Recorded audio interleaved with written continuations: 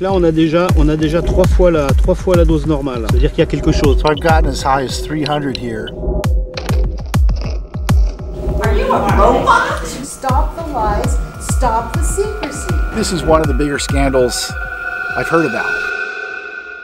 Bonjour et bienvenue dans cette nouvelle vidéo. Aujourd'hui je suis aux États-Unis dans l'état de Washington. Je suis venu avec Bernard Genier, journaliste à la RTS spécialisé dans l'environnement et Fab, pour réaliser une vidéo sur un endroit assez incroyable que je ne connaissais pas avant de venir. Nous sommes ici dans le lieu le plus radioactif des États-Unis.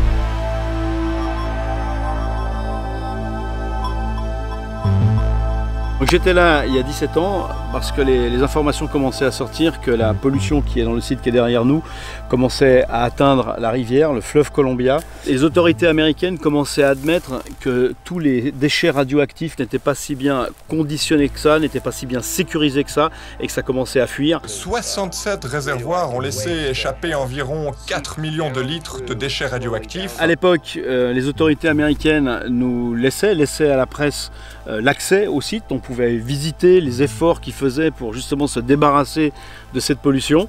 Et puis là, 17 ans après, ce qui a changé, c'est qu'on n'a plus le droit, d'y aller, les gars. La seule solution pour pouvoir le voir, c'est depuis les airs. On va prendre un avion. Le pilote, il est au courant de ce qu'on fait là? Oui, bien sûr. Et ça ne le dérange pas qu'on filme? Non. Il m'a dit en douce, c'est rempli de cochonneries, ils ont fait n'importe quoi, donc il est plutôt favorable. Ok. Ils ont pas mal de choses à cacher quand même, ils n'ont plus tellement envie d'avoir des témoins.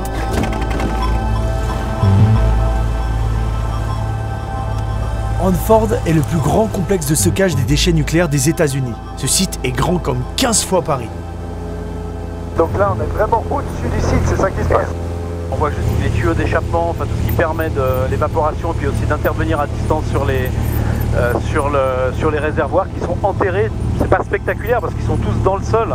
Et aujourd'hui, il y a encore des gens qui travaillent ici? Bien sûr, il faut surveiller. La question maintenant, c'est de surveiller tout ce qui se passe pour pas que ça peut exploser. D'après ce que disent les activistes, il y a certains mélanges qui peuvent même créer de mini-explosions nucléaires.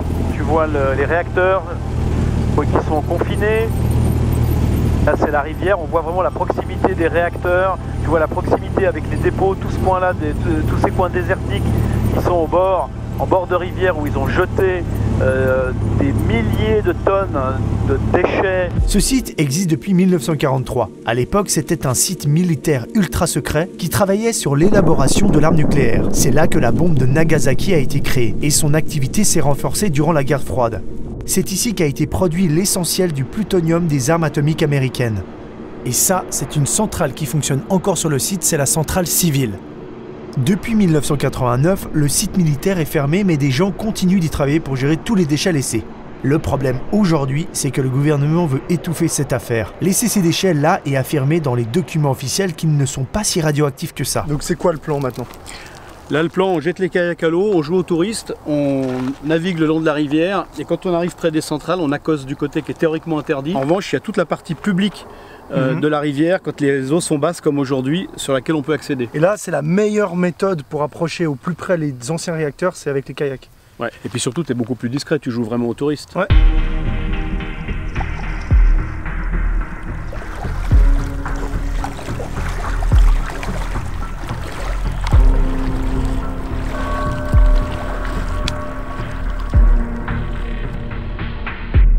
Alors là, je vais prendre une mesure d'ambiance pour nous montrer le bruit de fond, c'est-à-dire la radioactivité naturelle qui existe. Voilà, ça c'est les radiations naturelles d'un environnement naturel avec les rayons cosmiques. On est à 20, 25, on descend même à 20, donc on est très modéré.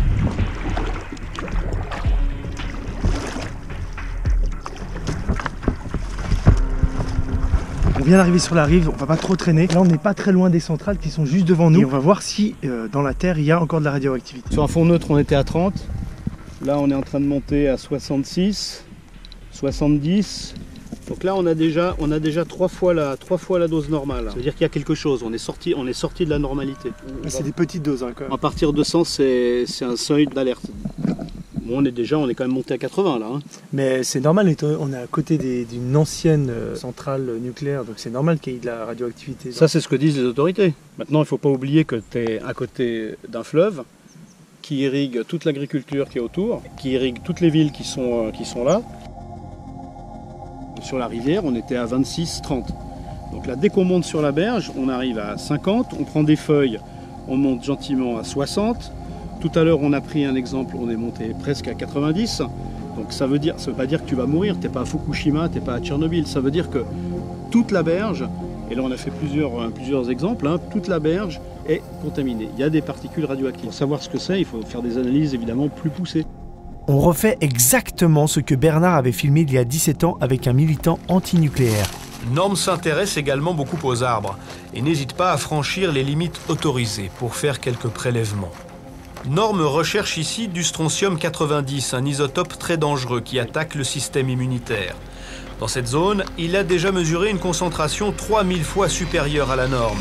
Le bâtiment que vous voyez là, c'est une ancienne centrale nucléaire abandonnée. Elle est à quelques mètres de moi. T'imagines l'urbex de malade que ça peut donner? Mais le problème, c'est que c'est hautement interdit. On est aux États-Unis. Si j'essaye ne serait-ce que d'essayer de m'approcher du bâtiment, eh ben, je risque 1 an de prison et 100 000 francs d'amende. Donc je vais continuer tranquillement sur la rivière et puis on va l'admirer depuis ici.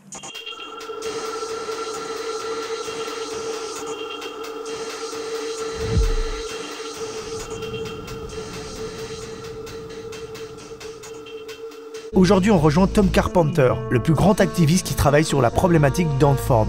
Il va nous emmener faire d'autres prélèvements sur le bord du fleuve Columbia. On va aller prendre un bateau pour aller un peu plus proche du site et surtout, on va voir si le compteur Geiger s'excite. On va essayer d'avoir des résultats et approcher un peu la zone. Là, on fait une approche.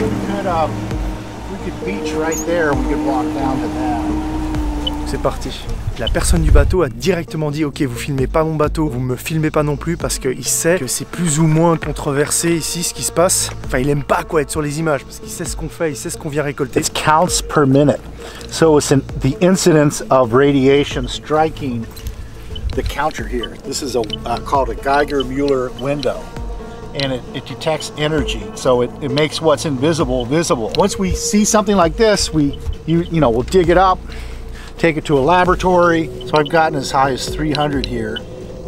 And it's because of what's up there washes down here. And it's uranium and thorium. Okay. And they're trying to do something about it on shore to stop it, but it's so far not working. Si on ingère ou respire de l'uranium enrichi à haute dose, on s'expose à des risques de cancer. Idem pour le thorium. People get their water from here, they fish here. And the people don't care about this? Well, they don't know, right? So they're not worried about it because they're not being told that there's a problem. Donc vous avez bien compris ce que vient de dire Tom là, c'est que cette eau, on l'a vu déjà, est complètement contaminée. Et ils utilisent cette eau pour, ils pêchent dedans, ils la pompent pour toute la ville. Et voilà, et les gens ils sont pas au courant en fait que c'est contaminé. C'est assez surréaliste en fait. Ce qu'il y a de fou, c'est de trouver ça comme ça en se baladant sur la berge, et c'est pendant des milliers d'années que ça va couler. We can go just for... Don't be long, but yeah, sure, go ahead, go to the top. Mais ça sert à quoi cette échelle? Qui a installé cette échelle? C'est le gouvernement, je pense.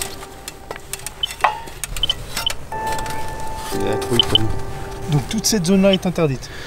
Totalement interdit d'accès. En fait, c'est rempli de cochonneries dans le désert qu'ils ont accumulées au fil du temps. Et maintenant, avec le temps, ça coule gentiment, ça s'infiltre dans le sol et tu le retrouves dans la rivière. Et ce qui me choque moi pour de vrai, c'est que là, il y a des gens qui habitent pas très loin. Là, il y a des cultures qu'on voit à vue d'œil. C'est ça qui est incroyable. En fait, les Américains, ils continuent à considérer que ça, c'est un désert en fait où personne ne devrait être. Bon, apparemment, ils aiment pas trop qu'on traîne sur le site. Après 10 minutes à peine, le pilote du bateau nous rappelle pour qu'on revienne et qu'on rentre. Il est hyper stressé.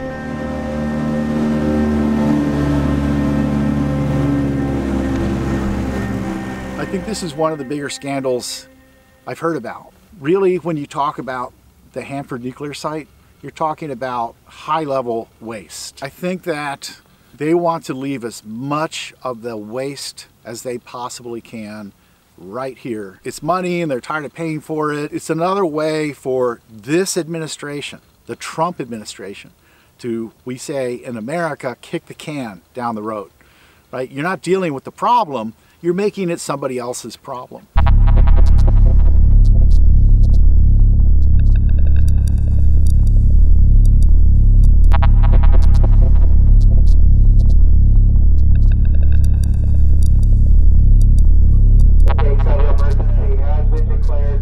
En parallèle du travail de Tom, il y a eu des vidéos sur Hanford qui ont été publiées sur internet.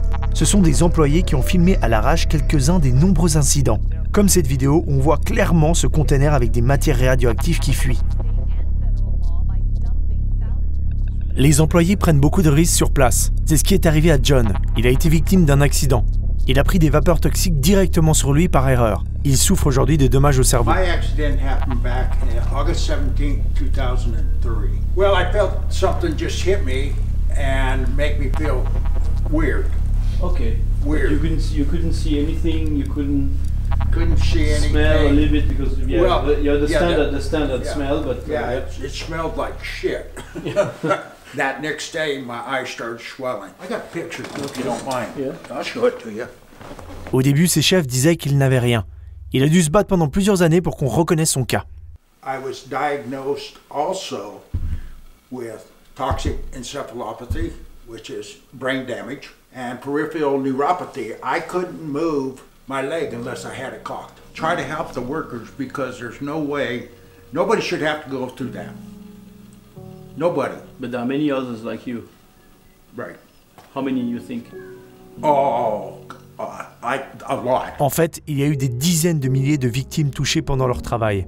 Certaines sont mortes même. Abe a aussi respiré des vapeurs toxiques par accident et à plusieurs reprises. Le dernier a eu lieu il y a 3 ans. Aujourd'hui, il a de sérieux problèmes respiratoires avec des nodules aux poumons. Il n'y avait pas assez de mesures de sécurité, on les envoyait nettoyer des cuves sans les protections nécessaires, en les assurant que tout allait bien. Et puis il y a des incidents qui arrivaient. Le problème, c'est que le gouvernement a délégué la dépollution du site à des entreprises privées qui ont cherché à faire des économies. But are you going to sue the company? No, I don't think I can. What I've been told is you can't sue the employer unless it was something they did intentionally. Le gouvernement, par contre, leur donne des compensations. Jusqu'à maintenant, il a versé 1,5 milliard aux victimes reconnues. Mais ça prend du temps et c'est dur pour les victimes de faire reconnaître leur cas.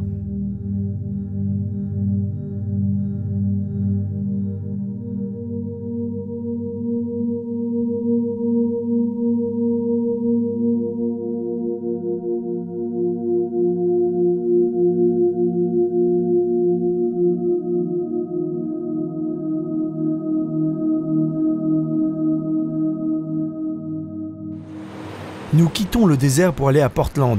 Grâce à Tom et les ONG, une réunion publique avec le gouvernement a été organisée. Les citoyens peuvent poser directement leurs questions.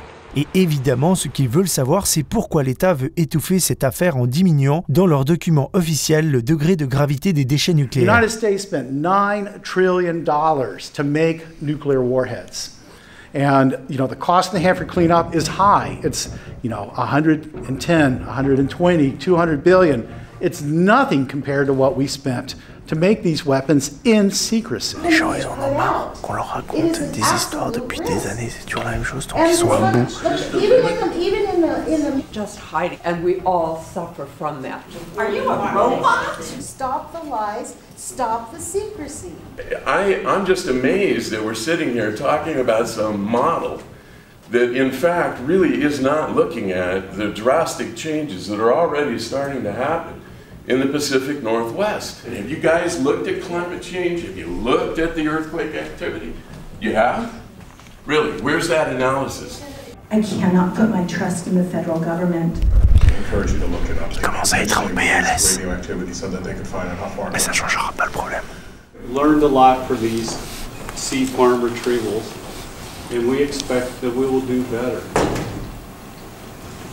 Écoute, moi ce que je trouve incroyable, c'est 17 ans après, de constater que tu as de plus en plus de malades, qu'ils ne mettent pas assez d'argent pour nettoyer, qu'ils n'arrivent pas à maîtriser leur problème d'infiltration de produits radioactifs dans le sol, et que la seule idée qu'ils ont trouvée, à laquelle on a assisté, c'est de dire on va simplement changer la définition des noms, on va transformer ça en moyennement radioactif, comme ça on n'a pas besoin de traiter, de transporter, on va stocker là, sur le site, dans le désert, on va bien tasser la terre dessus, en espérant que le temps fasse son œuvre et que tout le monde oublie ça ici. La décision du gouvernement fédéral de changer ou non la définition sur la gravité des déchets à Hanford est reportée à 2019. Un grand merci à Tom Carpenter, notre guide, qui nous a accompagnés tout au long de ce séjour. Et je remercie également la radio-télévision suisse, sans qui cette vidéo n'aurait pas pu se faire.